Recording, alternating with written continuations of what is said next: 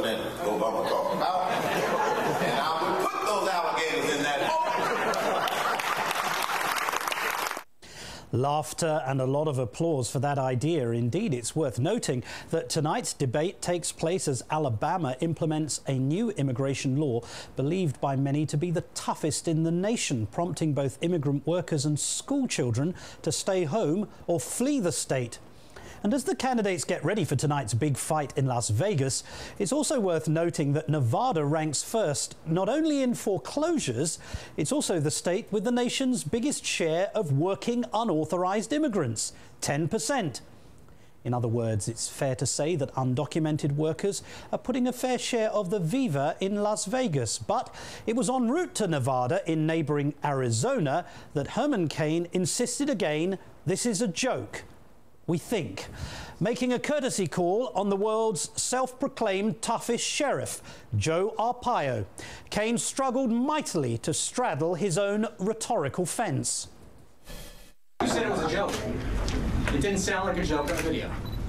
Well, you know, I think we're splitting hairs here. I don't apologize for using a combination of offense, and it might be electrified. I'm not walking away from that. I just don't want to offend anybody. Know when to hold 'em and when to fold 'em, Mr. Cain. For more on this, let's bring in Congressman Raúl Grijalva of Arizona, member of the Congressional Hispanic Caucus, who joins us now from Tucson. Good afternoon, sir.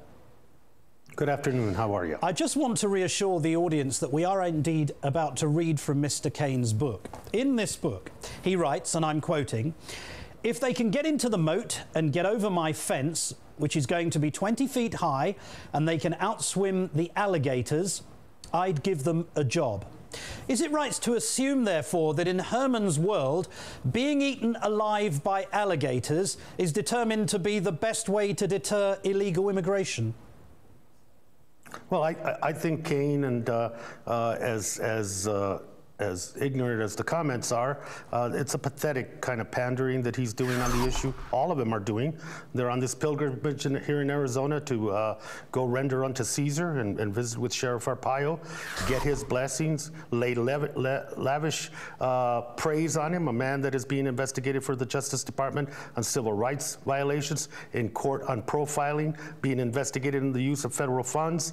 So, you know, not necessarily an icon of justice and law, but here they are. And I think that what's disturbing about Cain's comments is the historical context. He can have his opinions and his viewpoints. I might disagree with them regarding his politics, but the fact remains there's a historical context here. This nation still has the strains and the stains of violence.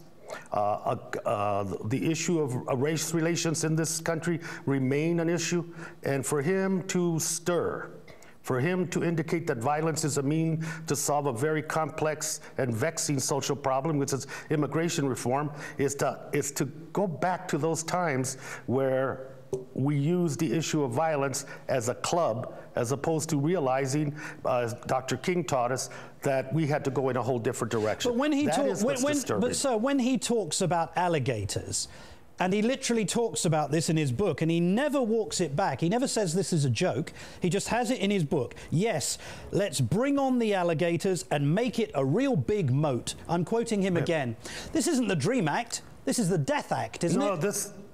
Yes, and it is. It's the issue of death. It's dehumanizing a great number of people, making them less than and expendable. I mean, those are all characterizations that I get from that quote. And like I said earlier, very, very disturbing for a presidential candidate of a major party. Now, like you said, many of his other Republican colleagues and he himself yesterday made a call on Sheriff Joe Arpaio. He's the self-proclaimed toughest sheriff in the world. But Sheriff Joe is actually in court at this very moment, right now, on allegations that he made up charges against 3 public officials. We know that there's a federal grand jury that's investigating his alleged abuse of power in Arizona, and the Justice Department is also assessing whether his immigration patrols are guilty of abusing civil rights. Is this really the kind of endorsement that a Republican presidential candidate should be seeking? It would be an endorsement that they should avoid.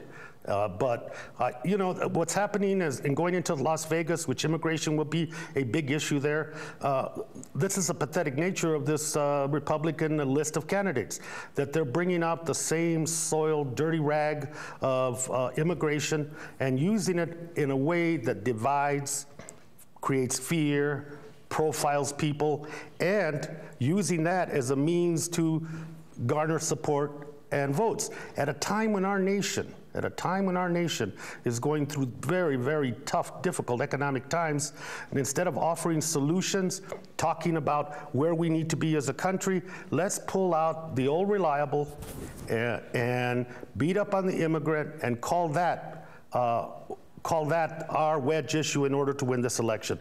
That's the pandering I spoke about, and that is the pathetic nature of this field, to use this issue as the only issue in which they can distinguish themselves in a very hateful and divisive way from each other. They're going to try to outdo each other. I think it's going to be a spectacle. You really think they're going to fight to be as aggressive as possible, almost as inflammatory as possible tonight?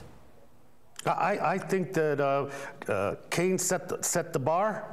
And at some point, whether it's Bachmann or Romney in his own wishy-washy way, they're going to try to outdo each other. We expect tonight that we'll hear that President Obama, of course, will be accused of being weak on immigration.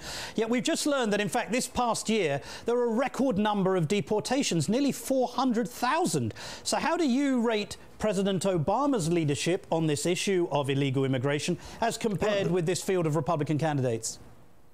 Well, you know, the record that he is illustrated today in terms of enforcement policies, in terms of deportations, detentions, the highest since Eisenhower years. Obviously, you know, the approach of the president and the Department of Homeland Security has been a very hard enforcement policy. I hope that as a consequence to this announcement today, that we understand that this whole issue is not going to be solved by who's the toughest.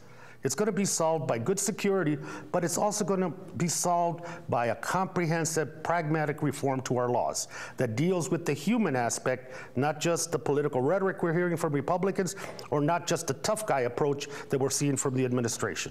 Congressman Raúl Grijalva, critical of both sides, thank you very much for joining us. Thank you, sir.